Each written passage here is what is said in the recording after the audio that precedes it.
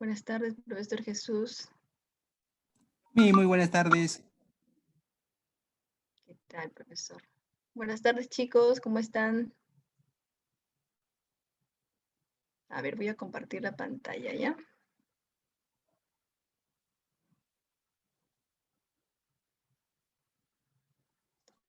Me avisan si se puede ver el material que nos toca desarrollar hoy día.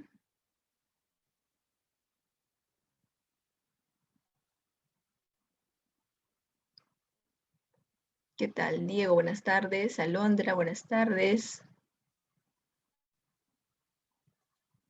Dani. ¿Cómo estás, Dani? Valeria. Hola, Valeria. Muy bien, chicos. Sí se puede ver, ¿cierto? ¿Sí? Confirmen, porfa. Ya, muchas gracias. River, buenas tardes. Hola, Miguel. Muy bien, entonces buenas tardes con todos nuevamente, chicos. Vamos a desarrollar la dirigida correspondiente a esta semana. Luis, hola Luis. A ver, ¿qué tema vamos a desarrollar el día de hoy? Vamos a hablar acerca de la inteligencia. Recuerda que la inteligencia es la capacidad para resolver situaciones problemáticas en el menor tiempo posible y de forma creativa. También vamos a hablar del aprendizaje, algunas teorías del aprendizaje.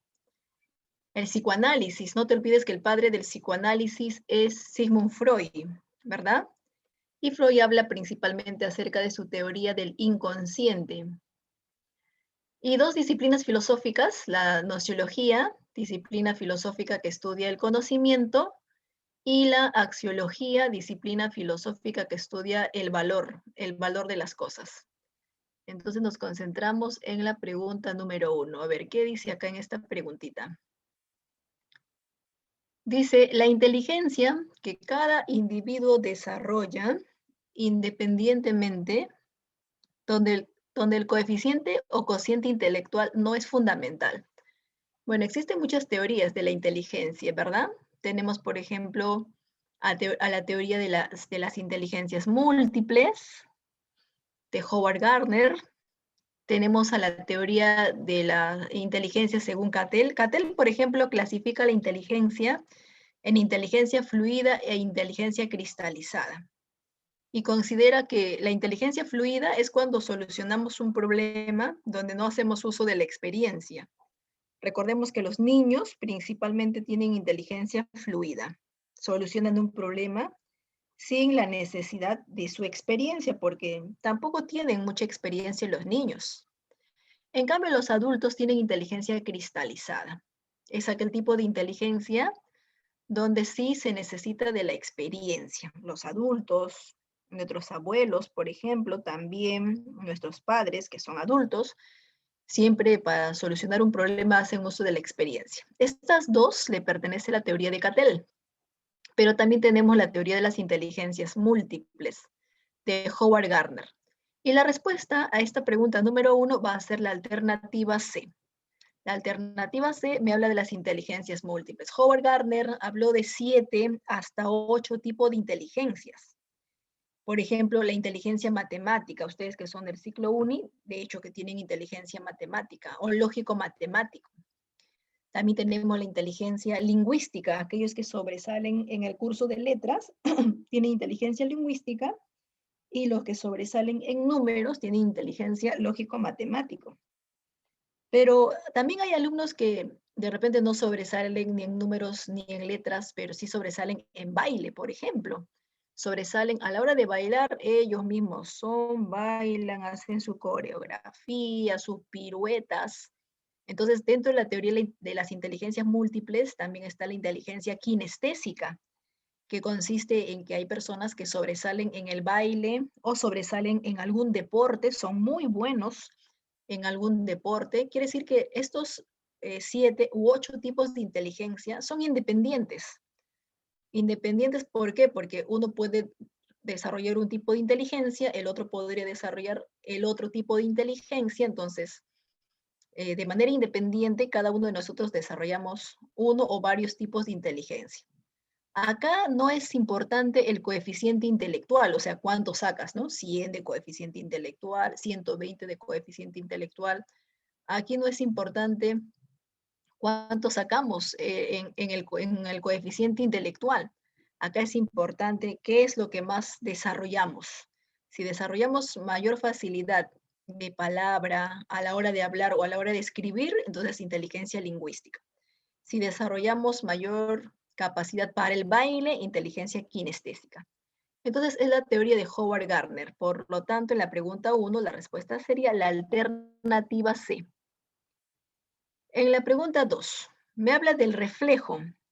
Bueno, en este caso el reflejo de succión. El reflejo de succión no depende de la experiencia. Eso es cierto, ¿no? Sabemos que todos los reflejos no son aprendidos.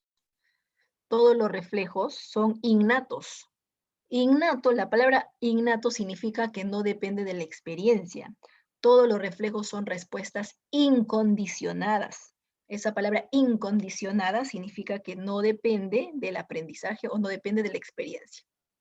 Entonces, el reflejo de succión no depende de la experiencia, por lo tanto, la respuesta sería la alternativa C. Es una respuesta innata. Los reflejos son respuestas innatas. Los primeros reflejos lo tiene el recién nacido, ¿verdad?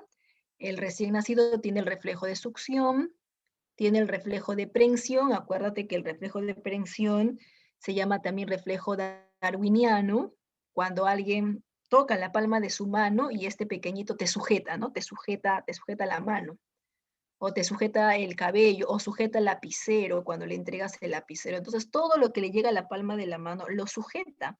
Eso sería el reflejo de prensión. El reflejo de prensión está durante los primeros meses, pero ¿alguien le habrá enseñado al bebé a tomar la teta? ¿Alguien le habrá enseñado al bebé a sujetar todo lo que llega a la palma de la mano? Nadie, ¿no? Es una respuesta automática, es una respuesta involuntaria y tenemos otras respuestas involuntarias más. Entonces, como no es aprendido, sería una respuesta innata. Entonces, en la pregunta 2, la respuesta sería la alternativa C, respuesta innata. Bien, vamos a fortalecer eso que hemos explicado. ¿Ya, chicos? Mira, acá está la teoría de las inteligencias múltiples. Lo que les acabo de mencionar en la pregunta número 1, la teoría de las inteligencias múltiples de Howard Gardner. Gardner es el autor de esta teoría. Según Howard Gardner, una persona inteligente no es solamente aquel que sobresale en números, porque antiguamente se pensaba eso, ¿no? Sacas 20 en matemáticas, sacas 19 en matemáticas, eres muy inteligente. Pero en la actualidad ya no es así.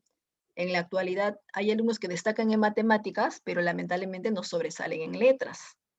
Unos sobresalen en letras y otros no sobresalen en números. Entonces, quiere decir que no hay un solo tipo de inteligencia, hay varios tipos de inteligencias múltiples. Así como el alumno que sobresale en números, también hay estudiantes que sobresalen en baile, que sobresalen en deporte. Hemos dicho que ese tipo de estudiantes tienen inteligencia kinestésico-corporal. Hay otros que sobresalen en su capacidad espacial. Por ejemplo, hay alumnos que sobresalen en el curso de geometría, ¿verdad? Porque tienen capacidad espacial. Son aquellos que se pueden orientar mejor en el espacio o pueden ver los objetos de manera tridimensional. Porque para entender el curso de geografía necesitas, en este caso, visualizar de manera tridimensional para poder imaginarte los otros dibujos, las otras figuras geométricas que se están creando, ¿verdad? Un arquitecto tiene inteligencia espacial, un ingeniero civil tiene inteligencia espacial, un ajedrecista también tiene que imaginarse todo el contorno, hasta el que pinta nuestro cuarto tiene este tipo de inteligencia espacial. Una cosa es pintar por pintar y otra cosa es pintarlo tomando en cuenta la iluminación, la combinación de colores, espacio-tiempo, ¿verdad? A ver, tenemos 1, 2, 3, 4, 5, 6, 7, 8, ¿no? Al principio habló de 7 tipos de inteligencias nada más, pero a finales de 1990 le agregó uno más. Este último le agregó. Le agregó la inteligencia naturalista o llamada también inteligencia ecológica. ¿En qué consiste? En preservar o cuidar la naturaleza. En la actualidad falta cuidar, preservar la naturaleza, no ensuciar la naturaleza, ¿sí? Los guardabosques, el ingeniero agrónomo, por ejemplo, el zoólogo, por ejemplo, tiene inteligencia naturalista. El jardinero presenta inteligencia naturalista, cuida las plantas y los animales, preserva el medio ambiente. Si tú tienes la capacidad de entender tus propias emociones, de saber controlar tus propias emociones, entonces tienes inteligencia intrapersonal. Si tú tienes la capacidad de entender las emociones ajenas, las emociones de los demás, ponerte en lugar de las otras personas, saber escuchar o saber relacionarte con los demás, entonces tienes inteligencia interpersonal. Si tienes la capacidad de crear sonidos, melodías, ¿verdad? Músicas, canciones, por ejemplo, entonces tienes inteligencia musical. Acá estaría pues el DJ, el cantante, el intérprete, por ejemplo, presenta inteligencia musical. ¿Listo? Hay 8 tipos de inteligencias. ¿Cuál o cuáles te pertenecen a ti? Hemos dicho que esta teoría le corresponde a Howard Gardner. No toma en cuenta el coeficiente intelectual, ¿no? Sino en qué destacas, en qué sobresales cada uno de ellos, por ejemplo, en cuál destacas, en cuál sobresales. A ver, también vamos a hablar de los reflejos. Hemos dicho que los reflejos son cambios no aprendidos, son respuestas automáticas e involuntarias, pero no solamente los reflejos son respuestas no aprendidas, también va a ser no aprendido la maduración. La maduración del cuerpo, la maduración del organismo no es producto del aprendizaje. También la maduración del cuerpo es una reacción innata. En los adolescentes, mejor dicho, en el puber, el cambio de voz es algo natural, en los varones sobre todo. En las mujeres, 10, 11 o 12 años, la aparición del ciclo menstrual también es un cambio propio del cuerpo, propio del organismo. Es un cambio natural, no es producto del aprendizaje, solito aparecen, ¿no? Los vellos en las axilas, los vellos en los genitales. Entonces la maduración no es producto del aprendizaje. Los instintos son comportamientos que presentan los animales. Por instinto la abeja fabrica la miel. Por instinto la hormiga se organiza. Por instinto la paloma hace su nido. Por instinto el salmón es el único pez que nada en contra de la corriente. Sus padres no le han enseñado, es una respuesta innata, quiere decir que es un cambio no aprendido. También se llaman respuestas incondicionadas, no te olvides, también se llama respuestas incondicionadas. In es un prefijo negativo. In significa no, no aprendido, no condicionado, no aprendido. Entonces, no es producto del aprendizaje la maduración, no es producto del aprendizaje los instintos, no es producto del aprendizaje los reflejos. Tenemos reflejos desde que nacemos, pero también hay reflejos que se presentan en otros casos. ¿Ya? Por ejemplo, retirar la mano ante la plancha caliente. Es una respuesta rápida, lo realizas sin pensarlo, no te das cuenta, pero felizmente lo realizas, retiras tu mano porque si no sería peligroso, ¿verdad? Que nuestra mano esté ahí pegada a la plancha que está caliente. Imagínate todo el daño que nos vamos a causar. Igual, caminas y te resbalas al toque, ¿no? Producto del reflejo, al toque colocas tu mano en el suelo, ¿cierto? Te dan un golpecito en la rodilla, en la rótula, en la rodilla, tú inmediatamente levantas el pie, presentas el reflejo rotuliano. Te pasa corriente, ¿qué pasa cuando sucede? Que nos pasa corriente, inmediatamente nuestro cuerpo se va hacia atrás, o sea, reacciona el cuerpo, inmediatamente se va hacia atrás. Entonces, los reflejos nos ayudan en una situación de peligro.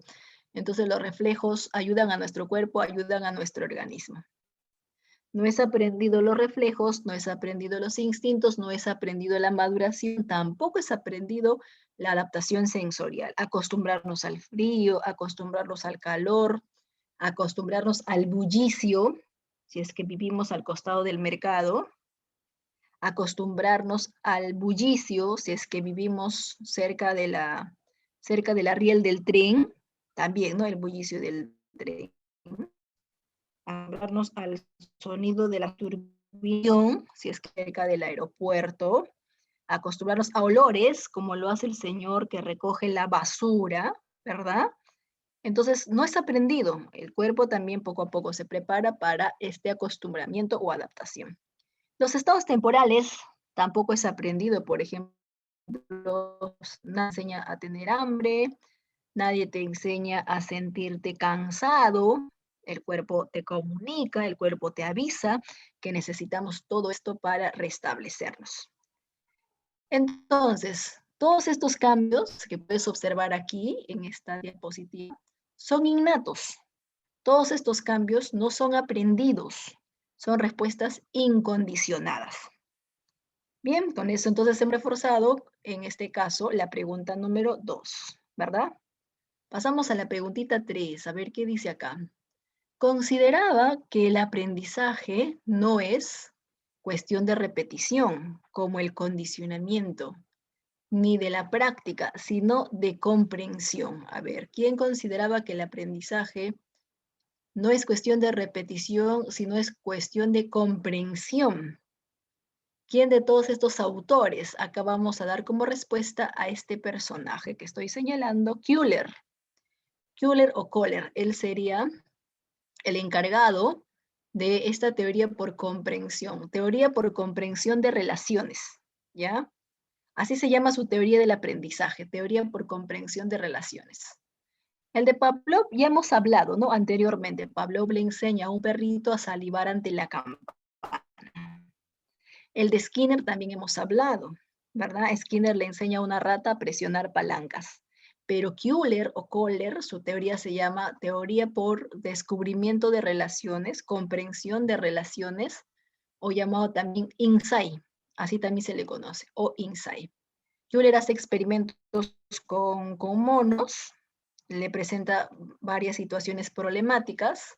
Al principio el mono no sabe cómo resolver el problema, pero después se da cuenta y resuelve una situación problemática porque comprende los elementos que le rodean. Entonces, a través del experimento de Köhler, se demuestra que los monos o chimpancés presentan inteligencia. Entonces, esta es la teoría de Köhler, teoría por comprensión o descubrimiento de relaciones. En la pregunta 4, la familia, la escuela, los medios de comunicación masiva ejercen influencia. ¿En qué tipo de aprendizaje, en cuál de los tipos de aprendizaje influye la familia? ¿Influye la escuela? ¿En cuál de los tipos de aprendizaje influyen los medios de comunicación?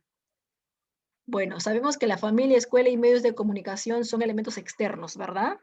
No son elementos internos, son elementos externos. La familia nos rodea, la escuela, bueno, ahora la escuela virtual, nos rodea, los medios de comunicación, televisión, celulares, también son elementos que nos rodean e influyen en nuestra decisión.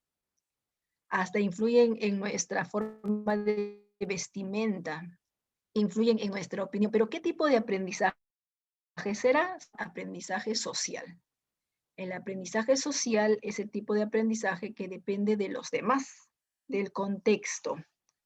Entonces, si dependen del contexto, todos los elementos como familia, escuela y medios de comunicación van a influir en nuestro comportamiento. En el aprendizaje social también están las costumbres, también están las creencias. Aprender costumbres, aprender creencias es aprendizaje social, porque ¿quién te enseña esas costumbres? Tu familia, ¿no? Por ejemplo, la costumbre de la Navidad. ¿Quién lo enseña? Celebrar la Navidad, la familia, ¿sí? A ver, hijo, ya es Navidad, tenemos que estar en familia, te dicen, ¿no? Y no solamente la familia, también medios de comunicación. Sale propaganda en la cual uno está reunido con la familia, con los abuelitos, con los protocolos del caso de repente, pero ¿quién nos enseña todos los elementos externos? Entonces sería un tipo de aprendizaje social. Listo, igual vamos a reforzar la pregunta 3 con la pregunta 4, Por ejemplo, en la 3. Esto es lo que le estaba mencionando en la pregunta número 3. Kohler o Kohler, su teoría del aprendizaje se llama teoría por descubrimiento de relaciones. ¿Ya? ¿Qué cosa hizo? A ver, como experimento.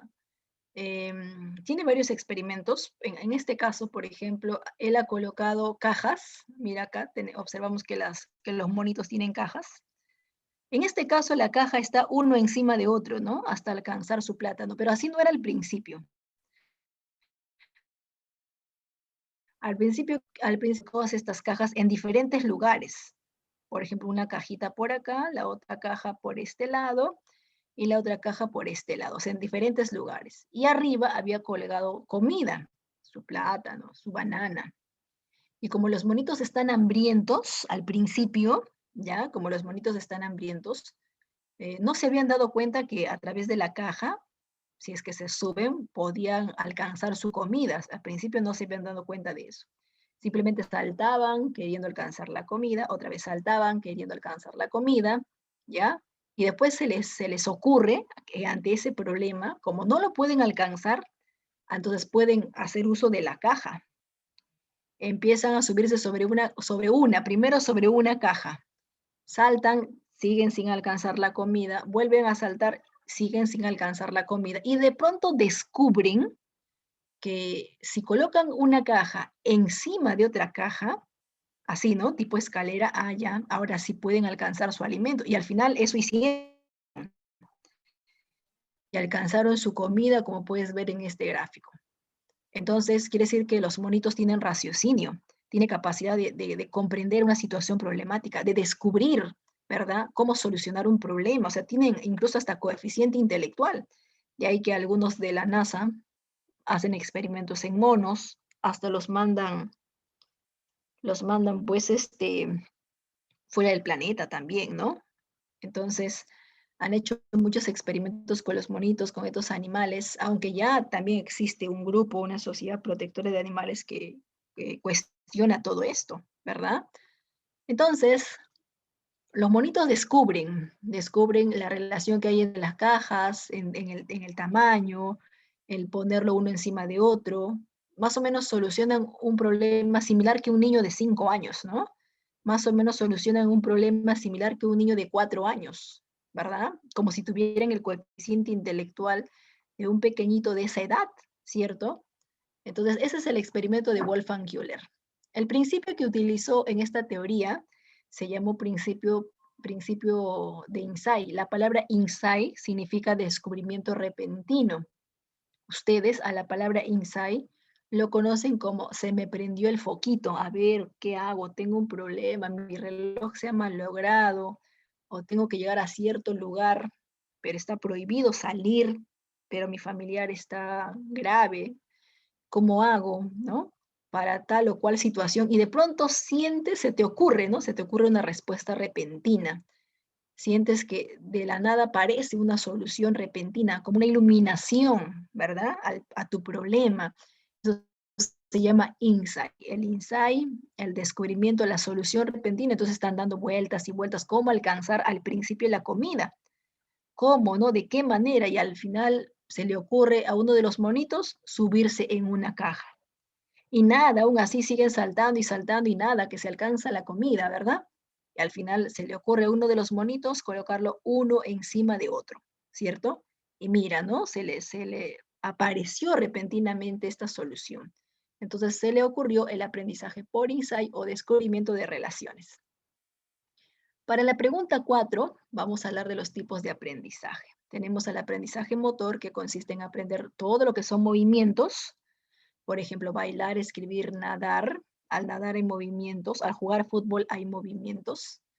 Cuando el aprendizaje es mental y no hay movimientos, se va a llamar aprendizaje cognitivo. Por ejemplo, memorizar fórmulas, memorizar conceptos, memorizar apellidos, memorizar un postulado. Cuando solamente datos, aprendizaje cognitivo. Cuando aprendes a dirigir tus sentimientos y tus emociones, aprendizaje afectivo. Por ejemplo, querer a nuestros padres, querer a nuestros hermanos, querer a nuestros amigos, aprender a querer a nuestra mascota, querer, amar, odiar, estimar, es tipo de aprendizaje afectivo. Los miedos, las fobias, es tipo de aprendizaje afectivo. Tus gustos y preferencias también son considerados aprendizaje afectivo. Aprendizaje social, todas las costumbres, todas las creencias que nos enseñaron nuestros padres, nuestros abuelos, nuestros amigos, nuestros familiares, la televisión, la radio. Aquí hay influencia, hemos dicho, del contexto. Por ejemplo, celebrar las fiestas patrias, celebrar la Navidad, celebrar el Día de la Amistad, celebrar la Semana Santa, los creyentes principalmente. Entonces, todo ello es aprendizaje, eso depende del entorno. Listo, chicos. Si hay preguntas, ya saben, pueden hacer sus consultas correspondientes a través del chat. No sean tímidos, pregunten si es que hay alguna duda o quieren que algún ejemplito se pueda mencionar de manera adicional. Listo. Continuemos entonces, ¿ya? A ver, ¿estamos en qué pregunta? 5, ¿no? Pregunta número 5. A ver, Iván Pavlov. Acá está, mira la teoría de Pavlov. La teoría Pavlov tiene su teoría llamada condicionamiento clásico. ¿Qué hace Pavlov? Le enseña a un perrito a salivar ante el sonido de una campana. Entonces, Iván Pavlov desarrolló su teoría sobre la base de qué. Iván Pavlov desarrolló su teoría sobre la base de reflejos. La salivación es un reflejo, ¿verdad? Si yo digo la palabra ceviche, seguramente ya te pones a salivar. Si yo digo arroz con pollo, ¿sí? Si sigo mencionando así lista de comidas, profesora, todavía no he almorzado, estoy salivando. Entonces, la salivación es una investigación que realiza Pavlov.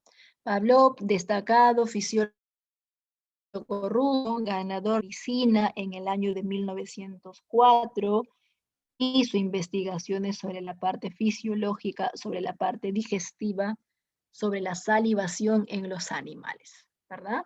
En este caso, la salivación es una respuesta, en este caso, es una respuesta condicionada porque el perrito aprendió a salivar ante la campana. En este caso, porque recuerda que al principio el perrito no salivaba ante la campana. Al principio el perrito solamente salivaba ante la comida y no quería salivar ante la campana. Pero luego del aprendizaje, ¿sí?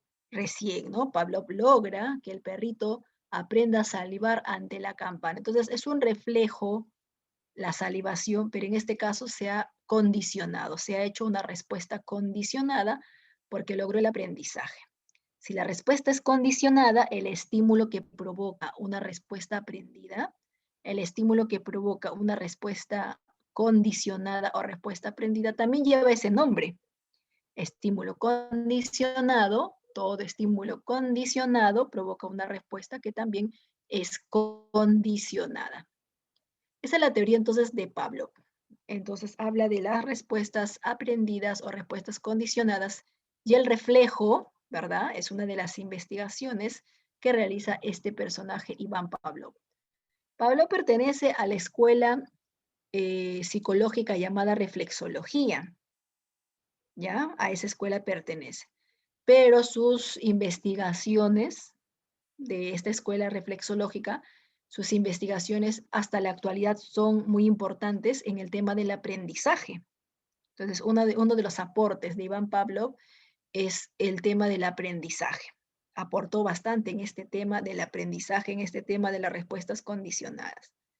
Y ese tema del aprendizaje tiene bastante influencia en otra escuela psicológica llamada conductismo, ¿sí? También, ¿no? Entonces, influye. Vamos a pasar a la pregunta 6. A ver, postula el aprendizaje observacional.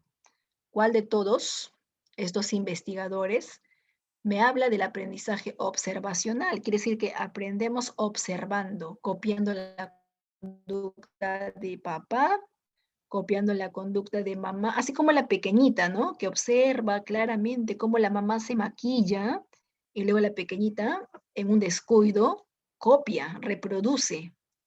reproduce y copia.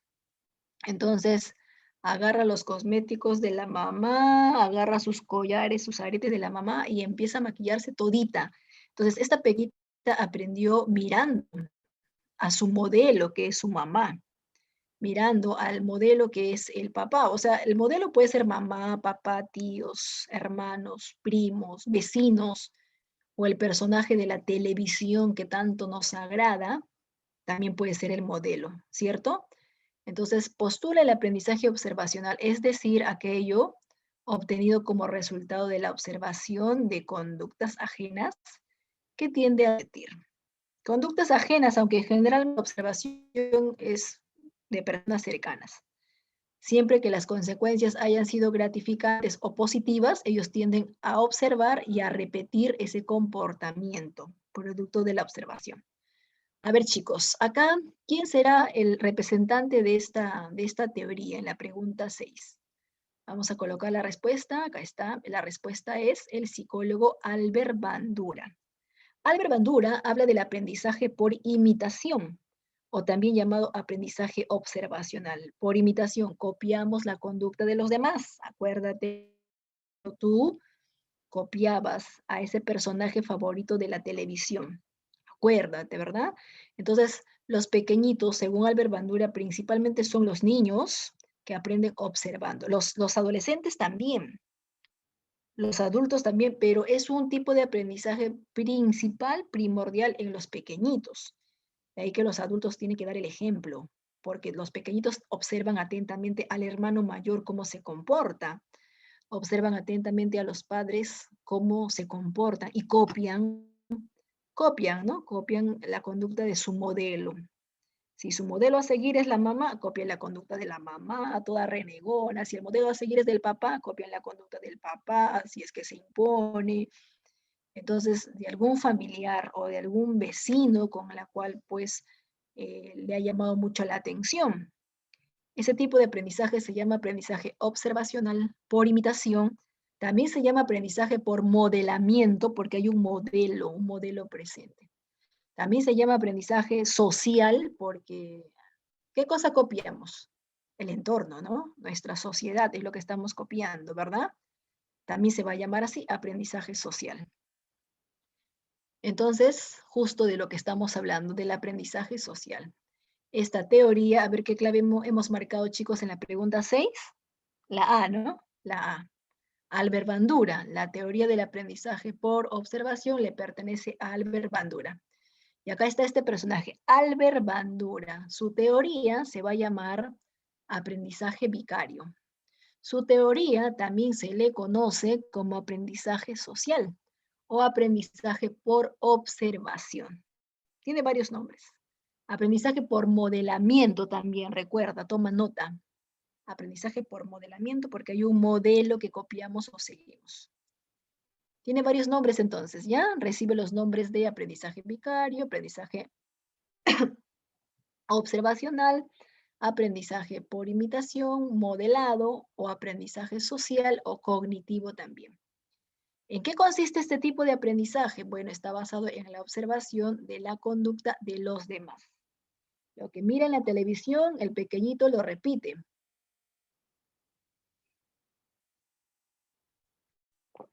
Así que si observa en la televisión personajes con contenido agresivo, es muy probable que el pequeñito empiece a tener conductas violentas o agresivas. Claro, lo que está viendo, ¿verdad?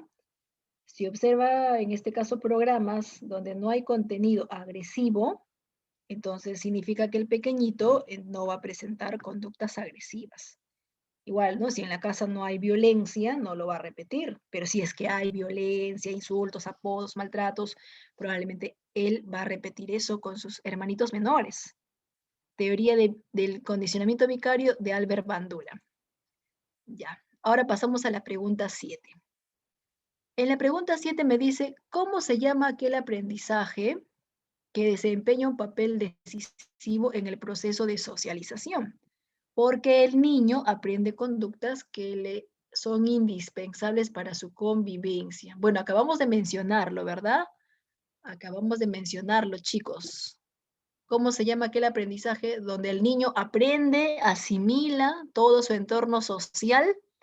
¿Cómo se llama? Hemos dicho que se llama aprendizaje vicario, ¿no? El aprendizaje vicario también es conocido con otro nombre. A ver, ¿qué clave marcarías? ¿Qué clave marcarías? Ya que estás calladito. ¿Qué clave llegarías a marcar? Alondra. ¿Por qué clave te animarías? Yair, Diego. Ya ustedes mismos son, ¿ah? No te puedes equivocar. A ver, Dani, por ejemplo, se anima por la C. ¿Será la C o no será la C? ¿Qué me dice? Acá en la pregunta 7 me habla en la C, modelación. Sí, ¿verdad? Muy bien, Dani, tu respuesta está bien. Sí, sería aprendizaje por modelamiento o por modelación. Se copia la conducta de los demás, es observacional, cierto. Este tipo de aprendizaje es de Albert Bandura, ¿verdad? Albert Bandura realizó un experimento que se le conoce con el nombre del experimento del muñeco bobo, que yo les había comentado anteriormente, ¿no? El experimento del muñeco bobo, que consiste en que a un grupo de niños, ¿ya?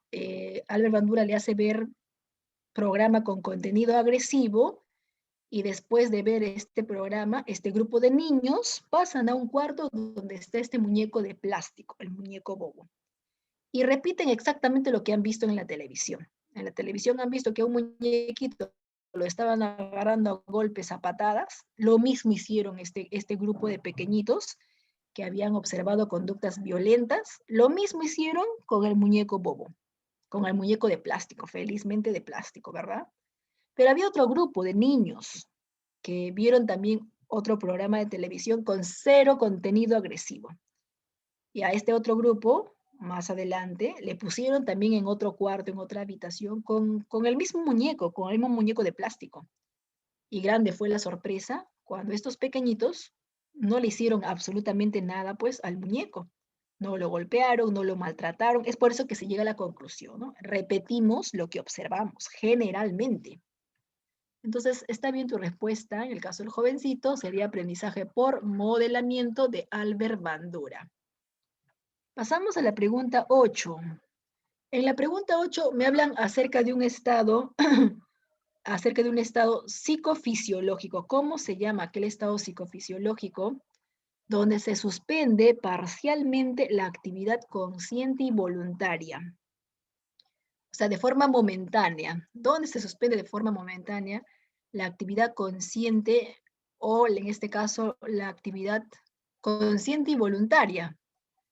A ver, si me habla de estado psicofisiológico, entonces vamos a elegir la cuarta alternativa, ¿verdad? La cuarta alternativa, muy bien, esa sería la respuesta. Entonces, el sueño es un estado fisiológico, es un estado del organismo muy importante. Es vital.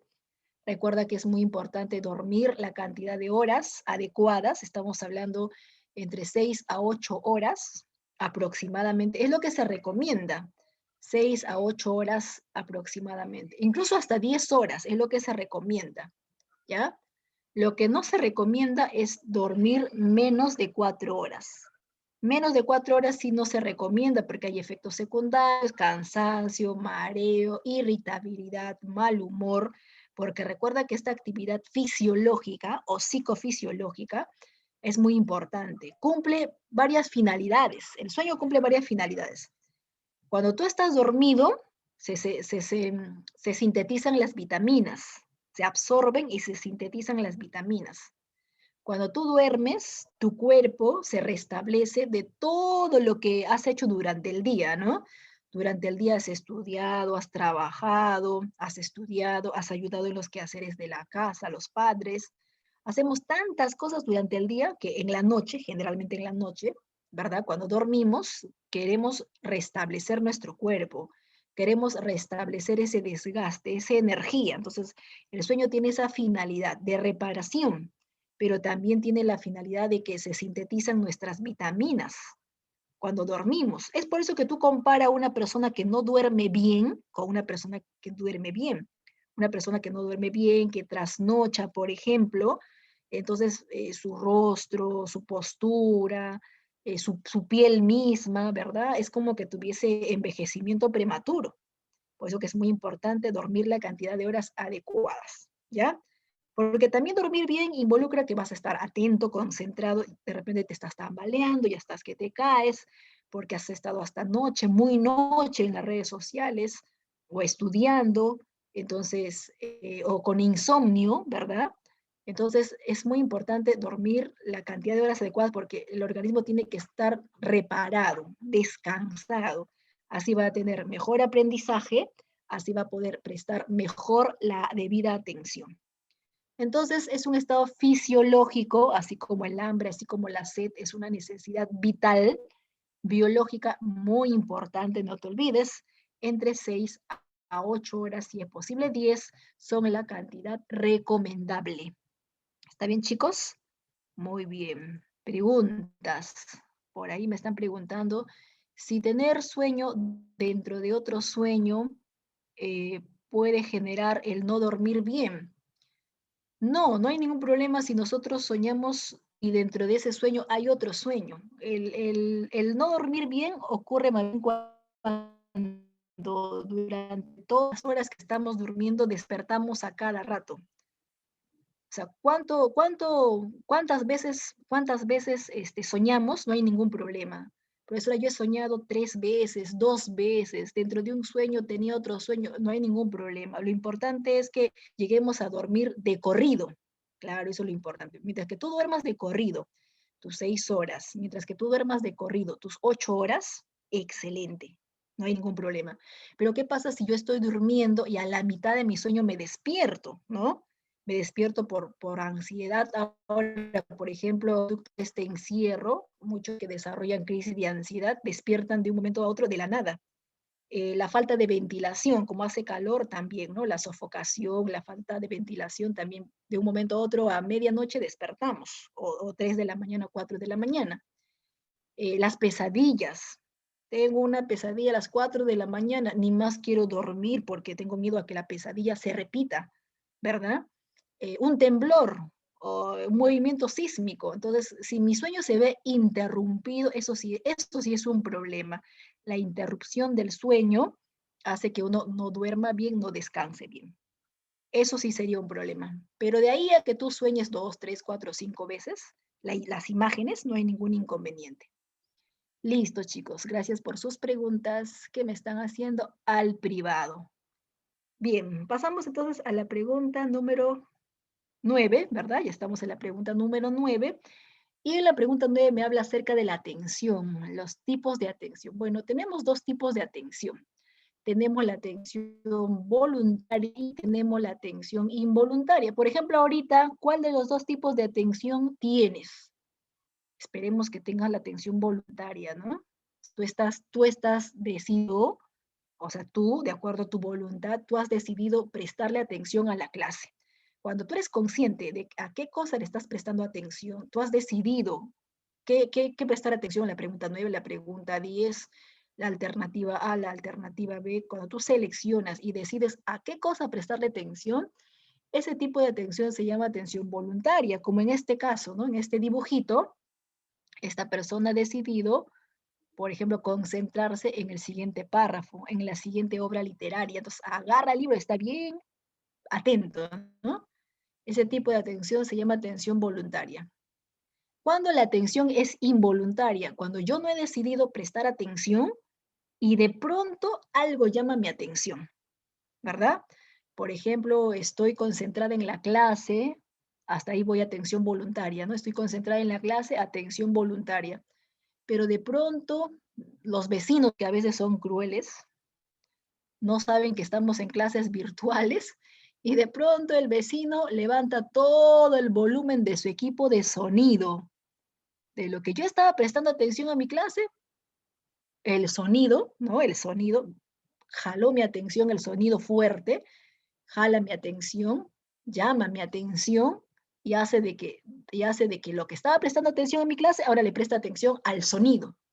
Entonces, ese tipo de atención, ¿cómo se llama? Atención involuntaria, o sea, de manera forzosa, sin darme cuenta. Generalmente ocurre cuando hay algo muy intenso, por ejemplo, ¿no? El sonido de una canción, Puede ser también que al costado estén construyendo, empiezan a golpear con el martillo, con la comba. Puede ser que de pronto se cae el plato, de repente sin darme cuenta muevo la taza del plato que está a mi costado y cae, genera un sonido estruendoso. O el aire cierra la puerta de forma tosca, ¿verdad? Entonces, generalmente ese tipo de sonidos, como un explosivo, por ejemplo, eh, me genera una tensión involuntaria porque yo no he querido prestar atención, pero como ocurrió ese sonido, ese fuerte, ese ruido ocurrió, entonces jala mi atención. Ese caso se llama atención involuntaria. Entonces la pregunta me dice, tipo de atención donde se realiza un esfuerzo de manera deliberada. ¿Qué significa esfuerzo de manera deliberada? Que tú mismo has decidido prestar atención. Si tú mismo has decidido prestar atención, ¿cuál de los dos será? Si tú has decidido prestar atención, ¿cuál de los dos será? Entonces, es el tipo de atención voluntaria, es donde yo de forma deliberada, de forma consciente, elijo, selecciono a qué cosa le quiero prestar atención, ¿verdad? Entonces, ¿qué clave marcamos acá en la pregunta 9, chicos? Sería la atención voluntaria. ¿Ya? Hay un esfuerzo por prestar atención, hago un esfuerzo porque tengo que concentrarme, falta poco para mi examen de admisión, yo hago un esfuerzo para concentrarme. Entonces la atención es voluntaria. En cambio, en el otro no hice un esfuerzo, ¿no? De pronto por ahí un jovencito, una señorita gritó, ¿verdad? Los animales hicieron algún sonido fuerte, estruendoso. Yo no quise prestar atención. Entonces, en este caso sí, yo hice un esfuerzo para concentrarme en algo. En la 9, entonces, la respuesta sería la alternativa A. Atención voluntaria en la 9. 10, a ver en la 10. Afirma que lo inconsciente existen dos fuerzas. Hay dos fuerzas. En el inconsciente hay dos fuerzas. Hay un inconsciente personal y hay otro inconsciente grupal a la cual lo llamó el inconsciente colectivo. Según este autor, en el inconsciente colectivo se encuentran todas nuestras experiencias vividas que compartimos todo el grupo. Bueno, ¿quién es el autor de la teoría del inconsciente colectivo?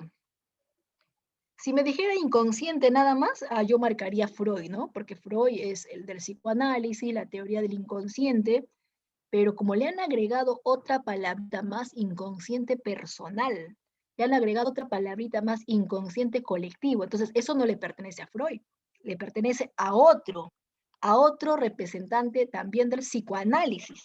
Si quisiera ser más específica, a otro representante que es del neopsicoanálisis, porque Freud es del psicoanálisis, pero ¿quién será del neo, o sea, del nuevo, del neopsicoanálisis? ¿Quién será?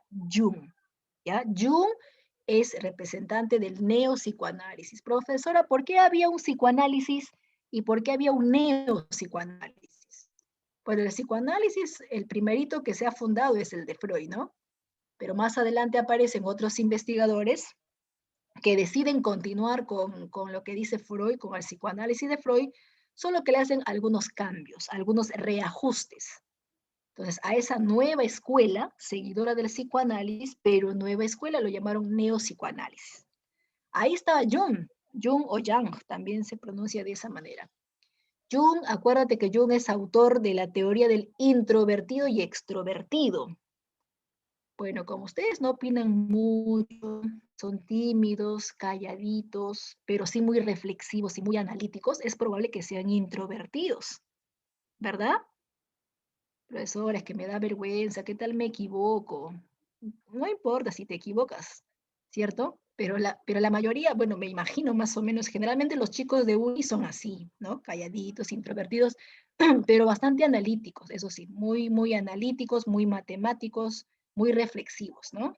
Distintos los extrovertidos te conversan, ya estarían haciendo mil y un preguntas los extrovertidos. Son bien habladores, los extrovertidos son bien conversadores, bien parlanchines, no necesitan ni siquiera que les presenten amigos, solitos hacen sus amigos, solitos se presentan ante una persona. Por lo tanto, tienen mayor facilidad de palabra, mayor habilidades sociales y cosa que el introvertido no tiene. Entonces, de ahí que el introvertido, cuando entra a la universidad, quizás tiene ciertos problemas a la hora de adaptarse, porque en la universidad, desde el primer día de clases, todo es trabajo en grupo. O sea, todo es trabajo en grupo. Pregunta a tus padres, a tus hermanos, a tus tíos, cómo es en la universidad. Todo es trabajo en grupo. Entonces, si tú no sabes socializar, si tú no sabes interactuar, si tú no vences esa timidez, ¿no? Entonces vamos a tener problemas a la hora de que tengamos que participar del grupo, porque el grupo a veces no nos llama, tenemos que acercarnos, qué falta, qué tema me toca exponer, qué cosa tengo que investigar. Entonces, esa es la dificultad del introvertido, ¿verdad? La falta de habilidades sociales, ¿sí? El extrovertido, en cambio, es pues locuaz, conversador, le gusta siempre estar en grupo. En cambio, el introvertido le encanta la soledad, prefiere estar solo, aislado. Feliz ha estado toda la cuarentena porque no le gusta interactuar mucho con los demás, ¿verdad? En cambio, los extrovertidos que son amigueros, esta cuarentena les ha generado mucha, en este caso, tristeza porque los han alejado de sus amistades. Pero John también habla de la teoría del inconsciente colectivo. A ver, algunos por acá me están confesando que sí, algunos son introvertidos y otros son bien, chicos, ¿verdad? Ahora, también hay casos en la cual de niños de repente hemos sido introvertidos, pero de adolescentes somos extrovertidos, profesora. O al revés, ¿no? De niños somos juguetones, extrovertidos y ahora introvertidos. Pero Jung también habló acerca del inconsciente personal e inconsciente colectivo. ¿Qué cosa es? A ver, por acá tenemos. El inconsciente colectivo es aquel nivel de la conciencia, bueno, en este caso el nivel del inconsciente, que es heredado y nosotros lo compartimos, todo lo tenemos. Al parecer, darnos cuenta, hemos heredado varios datos de generación en generación, de cultura en cultura, hemos heredado varios datos, varias ideas, varios conceptos, todo el grupo, por eso se dice colectivo. ¿Ya? Por ejemplo, todos nosotros tenemos la idea de que un héroe debe ser valiente. No entendemos la idea de que un héroe sea débil. Tenemos la idea de que toda mamá tiene que cuidarnos, protegernos. Por más que nuestra mamá no ha sido así, o la mamá del vecino no ha sido así, todos tenemos la idea de que la mamá, la que nos cuida, la que nos protege. Entonces compartimos esa idea toda la sociedad. Entonces eso es parte de nuestro inconsciente colectivo, ¿sí? Lo que compartimos con todo el grupo. Ahora, si solamente ideas que nos conciernen solamente a nosotros, si no nos damos cuenta, sería inconsciente personal. Pero cuando este nivel inconsciente se comparte con todo el grupo, ya sería inconsciente colectivo. Por ejemplo, la mayoría de personas cuando estuvieron a punto de morir, tuvieron la siguiente experiencia. La mayoría de personas que estuvieron a punto de vivir, que estuvieron a punto de morir, perdón, pero no han llegado en este caso, a dejar de existir. Muchos, por ejemplo, dan su testimonio que cuando estuvieron a punto de morir, vieron una luz intensa que los llamaba, ¿verdad? Algunos argumentan haber ido hacia la luz, otros no haber ido hacia la luz, otros haber ido y desanimado a medio camino. O sea, al parecer, inconscientemente tenemos la idea de que la muerte es así, ¿verdad? Porque nosotros no hemos experimentado la muerte, nadie ha regresado de la muerte, pero cuando nos sucede algo donde nuestra vida peligra, al parecer inconscientemente tenemos la idea de que cuando vamos a morir, alguna luz nos va a jalar. Es más, ¿no? Si el compañero se ha desmayado, no veas la luz, no veas la luz, le decimos, porque lo vamos a perder, profesor. Entonces, tenemos esa idea, ¿no? De que morir es así, alguna lucecita nos va a jalar o nos va a llamar. Entonces, está en nuestro inconsciente colectivo. Clave D, ¿no? D de dado. Pasamos a la 11. Capacidad que tiene el super yo para decidir qué contenidos pueden pasar a la conciencia y qué contenidos son inconvenientes y no deben pasar a la conciencia. ¿Cómo se llama esa capacidad, chicos, que tiene el super yo? El super yo, o sea, es la capacidad del super yo de poder decidir qué debe pasar y qué no debe pasar a la conciencia. Eso se llama censura. Ya, el super yo te censura. Ahora, ¿qué cosa es el super yo? El super yo, según Freud, es el angelito de tu conciencia. Bueno, es un ejemplo, ¿no? Es una forma de explicarte. Es el angelito de tu conciencia, ¿verdad? Es como ese dibujito animado que tú has visto alguna vez y cuando quiere portarse bien, sale por un lado el angelito de su conciencia, pero sale por el otro lado el diablito de su conciencia, ¿verdad? El diablito de la conciencia nos dice, pórtate mal, no hagas caso, falta a clase, quédate con la enamorada de tu mejor amigo. O sea, todo lo malo, inconscientemente, todo lo malo te hace realizar el diablito de tu conciencia, que en la teoría de Freud sería el it o ello. Pero el super yo, porque acá me están preguntando por el super yo, pero el super yo es todo lo contrario, el super yo es moralista. El super yo es el angelito de tu conciencia que te dice, pórtate bien, sé amable, sé respetuoso. Y cuando queremos tener ideas no apropiadas, ¿verdad? ¿Qué hace el super yo? Te censura. No, no, no, no hagas eso, te dice. No, no, no puedes quedarte con ese vuelto no te pertenece. No puedes quedarte con esa chica, no, eso está muy mal, es tu amigo, piénsalo, piénsalo muy bien, es tu amigo. No puedes tener esas ideas, o sea, te censura, ¿no? Te hace darte cuenta de que esas ideas que tienes están bien o están mal. De acuerdo a eso, te permite o no te permite que pase a la conciencia. O sea, la censura, ¿verdad? El super yo te censura, el super yo te castiga cuando tú quieres portarte mal. Pues de ahí que tenemos remordimiento de la conciencia. ¿Y cuántos políticos, productos del remordimiento de la conciencia, han renunciado a su cargo porque algunos se han vacunado sin deber, sin haber, bueno, sin estar pues con las condiciones para ello, ¿no? Habían otras personas que estaban pues en la primera línea, entonces su conciencia los ha censurado tanto que ante la vergüenza, ¿verdad? Han tenido que renunciar. Bueno, los que sienten vergüenza, por los que tienen ética, porque hay algunos sinvergüenzas que se han aferrado a una situación o al cargo. Entonces, el super yo es esa parte de la conciencia, el angelito de la conciencia que te dice, esto está bien, hazlo, esto está mal, no lo hagas. Y si te portas mal, te censura, te cuestiona, te remuerde la conciencia. No hay peor castigo que el remordimiento de la conciencia, chicos. ¿Ya? Hasta se dice que el remordimiento de la conciencia es peor que ir a la cárcel, porque ya vas a la cárcel 5 o 10 años y cumpliste tu condena, ¿no? Pero el remordimiento de la conciencia a veces es toda la vida. Y está ahí que te molesta y te molesta en la conciencia, no puedes ni siquiera dormir bien y hay gente que hasta incluso se quita la vida por culpa del remordimiento de la conciencia. Bueno, siempre y cuando también tenga moral. 11 entonces sería la C. 12.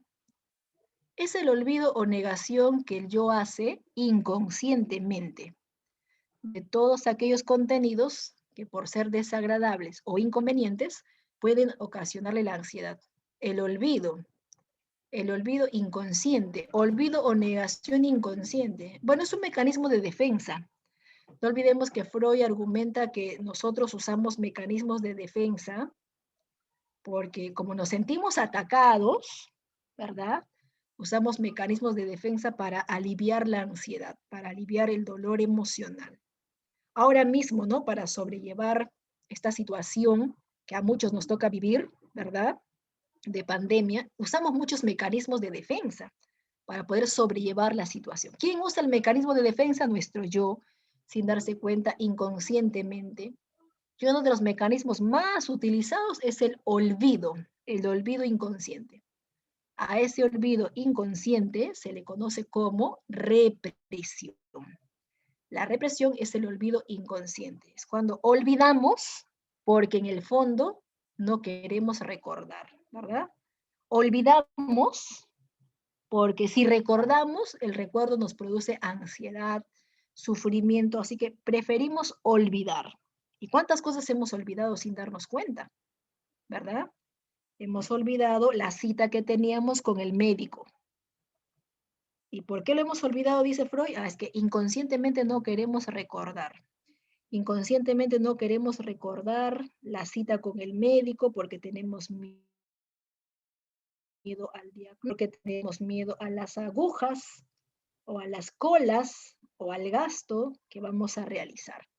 Entonces hemos olvidado la cita con el médico, hemos olvidado llamarle a la señorita o a ese jovencito, no le has llamado, has quedado en llamarle desde la semana pasada. Profesora, me olvidé, pero no le has llamado, ¿no? ¿Tienes saldo? Sí, profesora, tengo saldo. ¿Y por qué no le ha llamado? No, es que estaba tareada, me olvidé, ¿no? Pero ¿qué cosa dice Freud? Es que en el fondo tú deseabas no llamar. Te habías olvidado llamarles porque no querías llamarle. Llamarle te provocaba ansiedad, disgusto, dolor emocional. Así que si nos hemos olvidado llamarle a alguien, si nos hemos olvidado pagarle a alguien, sin darnos cuenta, ¿no? Porque algunos se olvidan a propósito. Si nos hemos olvidado muchas cosas sin darnos cuenta, es porque es el olvido por represión, el olvido inconsciente, ¿verdad? ¿Cuántas personas ya no se acuerdan de su ex? Profesora, ni me acuerdo. ¿Con qué nombre empezaba? ¿Con qué letra empezaba? Ya ni me acuerdo, pero ni me lo mencione, profesora. Es más, ni siquiera sé de quién me está hablando. O sea, ya lo has olvidado por represión, ¿verdad? ¿Cómo que no te acuerdas de quién te hablo si has estado varios meses con esa persona? Pero el olvido por represión hace de que prefieres olvidar eso porque no es adecuado recordar dicha experiencia o dicho nombre porque te produce incomodidad, ansiedad, en este caso también podría ser sufrimiento emocional, que es el principal síntoma de la ansiedad. Entonces, en la 12, la letra A. 13. El alumno justificaba su desaprobación, atribuyéndolo a que se sentía muy débil de salud. La verdadera causa era el descuido en sus estudios. A ver, ¿cómo se llama el mecanismo de defensa donde justificamos nuestro comportamiento? Bueno, en este caso justificó su desaprobación.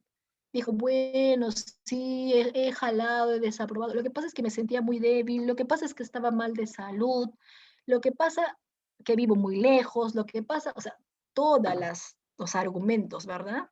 Que usamos para justificar algo se llama racionalización. La racionalización es un mecanismo de defensa que consiste en justificarnos y aparentemente nos sentimos bien a la hora de justificar algo. Bueno, sí, pues seguramente estabas mal de salud y por eso te ocurrió tal cosa. Sí, pues sí, ¿no? O sea, como que nos sentimos mejor, ¿verdad?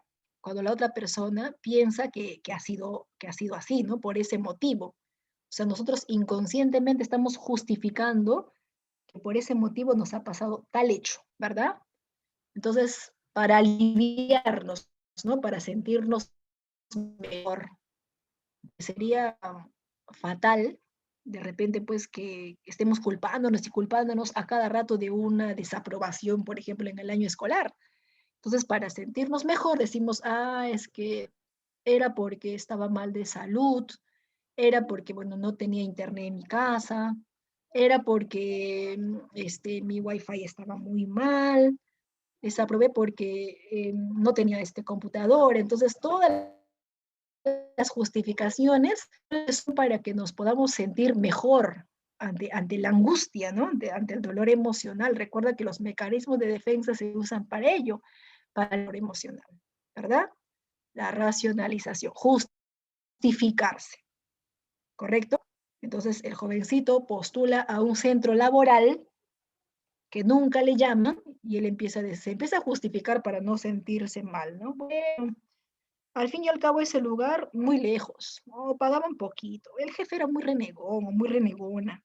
A buena hora que no me hayan recibido en ese trabajo, o sea, nos justificamos para aparentemente sentirnos mejor. te declaraste a la señorita, no te hizo caso, ¿no? ¿Y qué haces para sentirte mejor? Racionalizas, te justificas. Pensándolo bien, no era tan bonita. Pensándolo bien, muy renegona. Qué bien que no me ha hecho caso porque muy renegona. Entonces nos justificamos para aparentemente sentirnos mejor, ya que en el fondo el rechazo nos ha incomodado, ¿verdad? ¿A quién no le incomoda postular a un trabajo y no nos llaman? Hacer todo el esfuerzo y hemos hecho todas las invitaciones, nos aceptó todos los regalos la señorita, pero el día de la declaración nos dijo no, ¿verdad? Claro, decimos, al fin y al cabo no querían, ¿no? Claro, así decimos, pero sí queríamos en el fondo, solo que para aliviar toda esa situación conflictiva nos justificamos, ¿verdad? El día de hoy, jueves, la mamá volvió a preparar lentejitas. Ya, profesora, lunes le acepto, ya, lunes de lentejas, pero hoy día también jueves, y por ahí alguien dice, pero es nutritivo, ¿no? Pero es nutritivo, o sea, está comiendo resignado, pero las lentejas son nutritivas, ¿verdad? O sea, se justifica cuando en el fondo no quería, no deseaba las lentejitas. Listo, entonces ese mecanismo se llama racionalización. Muy bien, chicos. Pasamos a la pregunta 14. Si tienes en tu trabajo un jefe que grita todo el día, cuando regresas a casa, aflora tu agresividad, gritando a tus hijos o a tu esposa. ¿Qué mecanismo de defensa se ha manifestado en este caso? Bueno, otro mecanismo de defensa, aparte de la racionalización, es el desplazamiento, que consiste en descargar nuestra ira con otros. Cuando descargamos nuestra ira con otros para sentirnos aliviados, no pensamos que a la otra persona le estamos haciendo daño, ¿no? O sea, pensamos en nosotros de forma egoísta. Para sentirnos aliviados, descargamos nuestra cólera con otros. Eso se llama desplazamiento. Es el típico mecanismo de defensa de los trabajadores, ¿verdad? Entonces, si el jefe le gritó a nuestro padre o le gritó a nuestra mamá, hubo un mal día, una mala gestión, qué sé yo, pero el jefe, como no le está saliendo las cosas bien, ¿qué hace el jefe? Se desquita, ¿no? Con los trabajadores. Como el jefe peleó con la esposa, se desquita con los trabajadores. No todos, por supuesto, algunos jefes. Cuando algo no le sale bien, se desquita con los trabajadores, ¿verdad? Entonces, este trabajador molesto, ya llegó la hora de salida, y en vez de controlar su ansiedad, en vez de controlar lo que le ha pasado en el trabajo, llega a su casa y se desquita con la esposa o se desquita con la pareja, ¿verdad? Y la esposa se desquita con los hijos y los hijos se desquitan con la mascota. ¿Y la mascota con quién se desquita? Entonces, ¿qué mecanismo de defensa tenemos? Desplazamos, estamos desplazando nuestra agresividad con los demás. El desplazamiento no solamente es hacia las personas, también hay desplazamiento hacia las cosas. Me salió mal me fue mal en el examen, entonces yo qué hago, rompo el examen, empiezo a hacerle pedacitos a la hoja, ¿no? Al examen. O sea, he descargado mi ira en el examen. O agarré a patadas mi mochila, ¿no? He descargado mi ira con la mochila. Empecé a darle puñetes a la almohada, ¿verdad? He descargado mi ira con la almohada. Después de haber descargado mi ira con estos objetos, ya me siento mejor, ¿no? O sea, ya me siento más aliviado. En otros países se paga para poder realizar este mecanismo de defensa con objetos. Hay países donde tú descargas tu ira rompiendo autos. O sea, se paga un alto, una buena cantidad de dinero para romper las lunas de un auto. Si tú vas a descargar tu ira con objetos, puede ser, pero si tú vas a descargar tu ira con personas, hay que tener mucho cuidado, ¿no? Porque fomentarías la agresividad de la otra persona buscaría probablemente desquitarse con otra persona, ¿verdad? Y así de nunca acabar la agresividad. Generalmente este mecanismo de defensa descarga su ira con otro ser indefenso. O sea, el jefe descarga su ira con el trabajador porque sabe que el trabajador no le va a contestar por miedo a perder su trabajo, ¿verdad? Igual, ¿no? El esposo o la esposa descarga este mecanismo de defensa con sus hijos porque sabe pues que no está permitido que los hijos le respondan mal. Entonces, casi siempre buscan sujetos indefensos. Y así, ¿no? Ha habido compañeros de repente en tu colegio que de la nada han venido malhumorados, renegando, porque quizás en la casa no les ha ido bien y descargan toda esa ira en el colegio. La C sería entonces la respuesta en la 14. En la pregunta 15 me dice, el anhelo que el yo experimenta de ser como otras personas. A ver, seguimos con los mecanismos de defensa. ¿Cómo se llama el anhelo del yo? En el anhelo del yo que experimenta ser como otras personas que admiran. Este mecanismo de defensa se va a llamar identificación. La identificación es el mecanismo de defensa que consiste en que tenemos un modelo que generalmente admiramos y queremos ser como ese modelo. De repente tu modelo para ti son tus padres y quieres ser como tus padres, de repente, ¿no? De repente tu modelo para ti es algún personaje de la historia, de repente, ¿verdad? De repente algún héroe, no sé, Miguel Grau, otro personaje, el Che Guevara, de repente. Por ahí tienes algún personaje con quien te identificas, copias sus cualidades, copias sus defectos, copias sus virtudes y quieres ser como ese personaje. Entonces, ese mecanismo de defensa se llama identificación. Es completamente opuesto a la proyección, ¿verdad? En la identificación asimilamos las cualidades o, en este caso, los defectos de la otra persona. Recordemos que no todos admiran a buenos personajes. Hay personas que admiran pues a delincuentes, a reos, ¿verdad? En el Callao, por ejemplo, algunos jóvenes no necesariamente admiran a buenos personajes, no necesariamente admiran a salseros, por ejemplo. En otros lugares, así medio movidos, ¿no? Porque no hay que generalizar tampoco. Pero cierto, en otros lugares, por ejemplo, admiran al más arranqueado delincuente, al que entró 10 veces al penal y ahora ya está libre. 10 veces al penalazo, pero es su héroe, ¿no? Admira. Entonces se ha identificado obviamente con cosas malas, ¿verdad? Cierto, chicos. Entonces, identificación, asimilar las características de la persona que admiramos. Espero que ustedes admiren a buenos personajes. Espero que sí.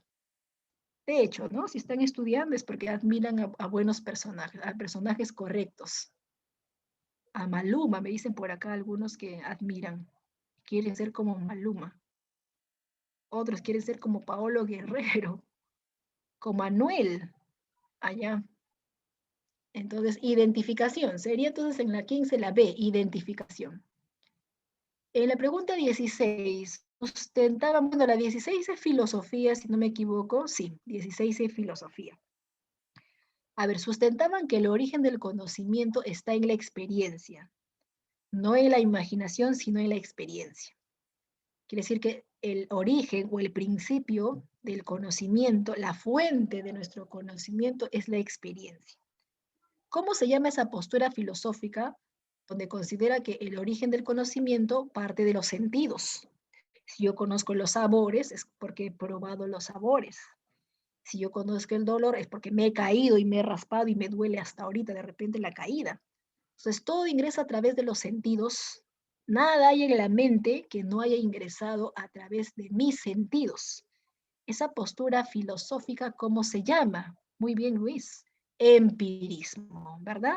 El empirismo es una postura filosófica que está a favor de la experiencia y considera que el origen o la fuente del conocimiento es la experiencia. Esta es la clave, la A, el empirismo. El empirismo es todo lo opuesto al racionalismo. El racionalismo está a favor de la razón. Para el racionalismo, la fuente del conocimiento es la razón. En cambio, para el empirismo, la fuente del conocimiento es la experiencia. Habla de la tabla rasa, de la mente en blanco. Nuestra mente es como una hoja en blanco, como una tabla lisa, sin escritura, y todas las experiencias que tenemos se van grabando, ¿verdad? Entonces, la fuente de toda la experiencia. Además, esta postura está a favor de la inducción. ¿cierto? El empirismo está a favor de la inducción,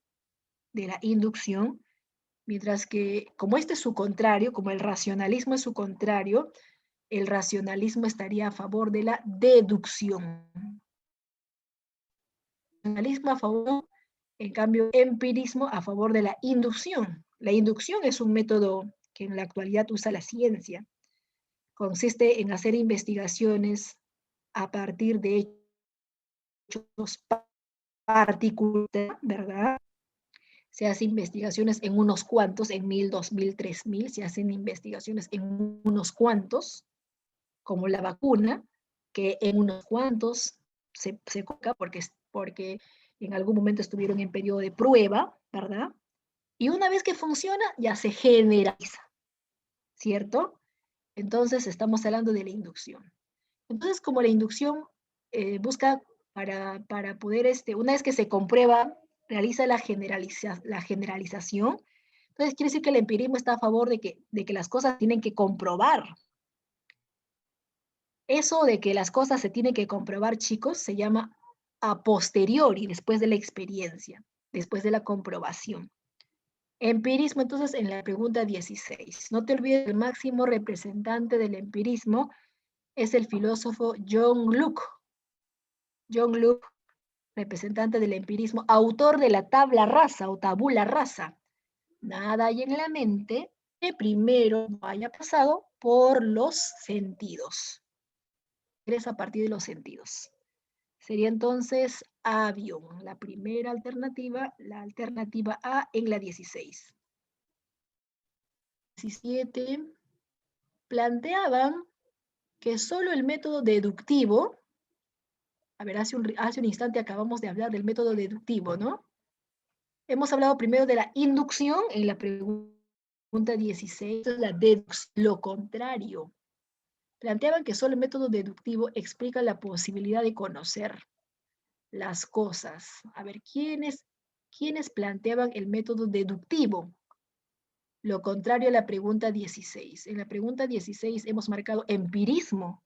¿Y quién es lo contrario del empirismo? El racionalismo. Rickberg, muy bien. Racionalismo. Luis, también tu respuesta es correcta, el racionalismo. Entonces, hemos dicho que son posturas opuestas. Siempre hay que grabarnos eso, son posturas opuestas. El empirismo está a favor del método inductivo, en cambio el racionalismo a favor del método deductivo. La deducción, por ejemplo, la matemática hace uso del razonamiento deductivo, parte de hechos generales hacia hechos particulares. El teorema de Pitágoras es un hecho general que lo vas a usar en tus ejercicios particulares. Teoremas, postulados, fórmulas son hechos generales, situaciones generales. Como máximo representante del racionalismo tenemos al filósofo Descartes, René Descartes o Renato Descartes, ¿verdad? Padre de la filosofía moderna y filósofo racionalista. Entonces, la fuente del conocimiento es la razón.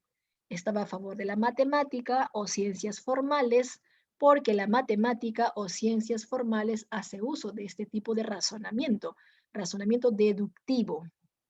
Por eso que la clave sale la primera, la letra A. Muy bien, estamos llegando a la pregunta 18, chicos. A ver, 18. En la 18 me dice, es un enunciado es válido a priori. ¿Cuándo un enunciado será válido a priori? ¿Qué significa esa palabra a priori? A posteriori sí les mencioné, ¿verdad? A posteriori les dije que a posteriori significa después de la experiencia. Lo contrario a posteriori es a priori. Sí, son contrarios. Si a posteriori significa después de la experiencia, eso quiere decir que la validez a priori no necesita comprobación, no necesita de la experiencia. Si no necesita comprobación, si no necesita de la experiencia, entonces, ¿cuál sería la respuesta? A ver, la alternativa A me dice, ¿su verdad se determina experimentalmente? No, porque hemos dicho que no necesita de la experiencia, no lo va a necesitar. Nada que ver con la experiencia, ¿verdad? Ya, algunos se están animando por la cuarta alternativa y otros por la tercera. Vamos a elegir cuál de los dos es. Si es que fuera el caso de los dos. A ver, ¿qué me dice la segunda? Se verifica en contraste con los hechos. Acá en la segunda alternativa dice que sí se necesita verificar, pero hemos mencionado que cuando es a priori no necesita comprobación, no necesita verificación, ¿sí? Entonces no puede ser ninguna de las dos alternativas primeras, porque las primeras alternativas me hablan de hechos que se puedan verificar, me hablan de hechos que se puedan comprobar experimentalmente, descartado las dos primeras. La C me dice, es un privilegio para los intelectuales. Puede ser, ¿no? Puede ser. La D me dice, es verificable solo por la deducción. La deducción, la deducción, la deducción, chicos, ¿dónde se usa la deducción? En la matemática, ¿verdad? La matemática hace uso del método deductivo. Los racionalistas también. Como el racionalismo está a favor de la matemática, los racionalistas también usan el método deductivo. Entonces, si estos de acá eran a posteriori, entonces, ¿qué serán los racionalistas? A priori. Los racionalistas son a priori. Los racionalistas hacen uso del método deductivo. Los racionalistas hacen uso del método deductivo. Por lo tanto, su conocimiento es a priori. O sea, no necesita la comprobación. No necesita la comprobación, a priori. Dice acá, es verificable por deducción, aunque esta palabra verificable está por demás, ¿no? Debería ser hace uso de la deducción, porque la palabra verificable confunde. Hace uso de la deducción, quiere decir que todo conocimiento a priori no necesita comprobación. Ya no necesita la comprobación. La matemática, por ejemplo, no necesita de la comprobación. En cambio, las ciencias naturales como la física, la química, la psicología, la biología, eso sí necesita comprobación. Pero en la matemática hay tantas cosas que aceptamos. Hay postulados, axiomas, hasta teoremas que aceptamos por aceptar, sin cuestionamiento. Entonces, es a priori. Entonces, la respuesta sería la cuarta alternativa. Estaba para analizar, ¿no? La 18 estaba para analizar. Seguramente a muchos les ha confundido esta palabrita, pero los conocimientos a priori, su forma de validez es a través del razonamiento deductivo, quiere decir sin comprobación, ya aceptado, ya aceptable con la matemática. D sería entonces la respuesta en la 18. 19. La doctrina racionalista sostiene que el conocimiento se origina en la razón. Claro, el racionalismo, es cierto, el racionalismo considera que el conocimiento se origina en la razón. Hasta ahí vamos bien. El racionalismo está a favor de la razón o está a favor del intelecto. De esta manera, permitiendo superar a la fragmentación de la experiencia, o sea, está en contra de la experiencia porque la experiencia fragmenta. Pero bueno, ¿quién sustentó eso? ¿O qué postura sustentó? Que la doctrina racionalista sostiene que el conocimiento se origina en la razón. A ver, ¿quién de todos estos personajes está a favor de la doctrina racionalista? ¿Será John Locke? No, porque John Locke es empirista, es un filósofo empirista, autor de la tabla rasa, ¿verdad? Para John Locke todo se origina a partir de la experiencia. ¿Será David Hume? Tampoco es David Hume, porque David Hume también es empirista. Entonces, hasta el momento ambos son empiristas. Me pide que yo marque la clave que contenga al filósofo racionalista. John Locke es empirista, David Hume es empirista también, ambos están a favor de la experiencia. Pero en esta pregunta tengo que marcar el representante que esté a favor de la razón. ¿Y quién está a favor de la razón? Superando de esa manera la experiencia, me dice, ¿no? Sostiene que el conocimiento se origina en la razón, permitiendo superar la fragmentación de la experiencia. Bueno, está entre estos dos. A ver, elegimos. Entre estos dos, ¿cuál será la respuesta? A ver, por acá algunos me dicen, por ejemplo, River se anima por la A, Dani se anima por la B. ¿Ya? Entre esos dos están.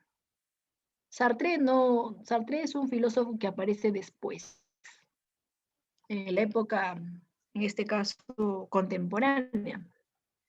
Ya, la respuesta va a ser Descartes, padre de la filosofía moderna, ya, fundador del racionalismo, Descartes. Para Descartes, recuerda que para Descartes el origen es la razón, es el intelecto, es un filósofo racionalista. Frase célebre, pienso, luego existo, ¿verdad? Esa es la frase célebre de Descartes. Pienso, luego existo. Entonces, las personas que están pensando es porque existen. Los que piensan existen, o sea, hace referencia al pensamiento, a la razón. Pone en primer lugar el pensamiento o la razón. Pienso, luego existo. O en latín, ¿no? Cogito ergo sum, que significa pienso, luego existo. Entonces, el ser humano es un ser pensante, es un ser racional, hace uso de la razón. La razón está en primer lugar. En cambio, Kant es el fundador del criticismo. Sí, él es fundador del... Para Kant, recuerda que Kant tenía una postura intermediaria, reconciliadora. Si tenía una postura intermediaria y reconciliadora, quiere decir que Kant aceptaba los dos, razón y experiencia. O sea, Kant acepta los dos. Pero la pregunta 19 no me está aceptando los dos, me está aceptando uno solo. ¿A quién me está aceptando? A la razón, porque dice que la razón supera la fragmentación de la experiencia. O sea, no me está aceptando a los dos, ¿verdad? Solamente me está aceptando a la razón, entonces sería Descartes. Filósofo racionalista, pienso, luego existo, es la frase célebre de este personaje. Entonces, en primer lugar está la razón, el pensamiento. Estaba a favor de la matemática. Recuerda que el racionalismo y el método deductivo se relacionan, está a favor de la matemática. Quería que la filosofía sea como la matemática. Entonces, sería la segunda, ¿verdad? Y llegamos a la última pregunta, chicos. A ver, ¿qué dice la última pregunta? Lo feo, lo hermoso, lo horrible, lo ridículo, lo bello, son considerados ¿qué tipo de valores?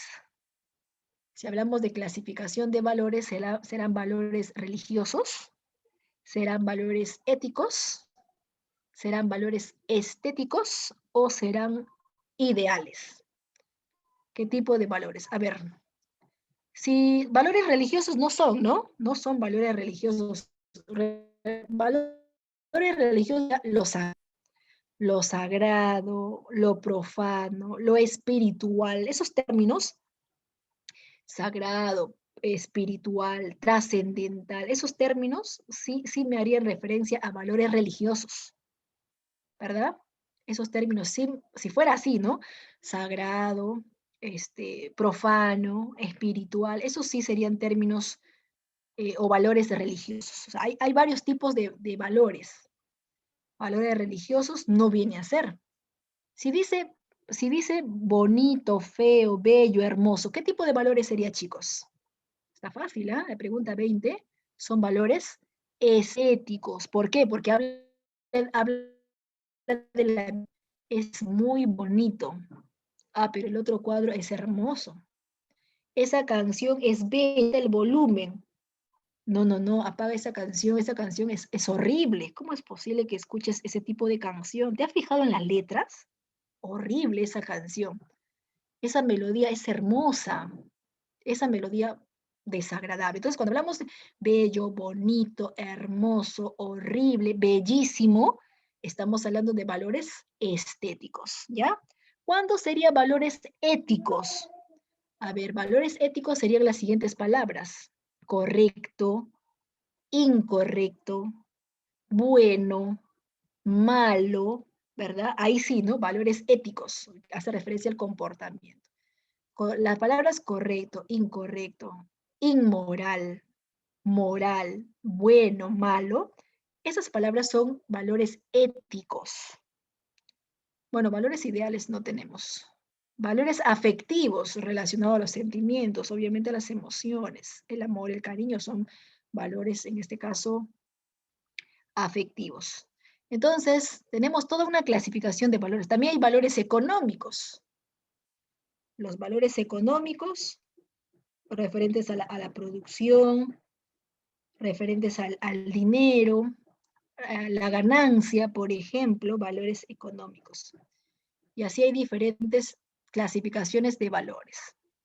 Los valores, si me hablan valores desde el punto de vista de lo valioso, eso lo estudia la disciplina filosófica llamada axiología. Pero si me habla de valores solamente referidos al comportamiento correcto o incorrecto, sería valores éticos, comportamiento correcto o incorrecto. En este caso, bello, bonito, feo, hermoso, son valores estéticos. Muy bien, chicos, hasta ahí, ¿alguna pregunta? ¿Alguna consultita por ahí que tuviesen? Cruz, Silvia, ¿alguna pregunta? ¿Está claro? ¿O se entendió o no se entendió, Luis? Miguel. Samuel, ¿cómo está Samuel? Dani. ¿Sí? ¿Todo bien me dicen? Muy bien. Chicos tímidos son, ¿verdad? Poco a poco ya. Listo, Samuel, gracias por tu participación. Muy bien, entonces, si todo ha quedado claro, nos estaríamos viendo entonces la próxima semana, ¿verdad? La próxima clase.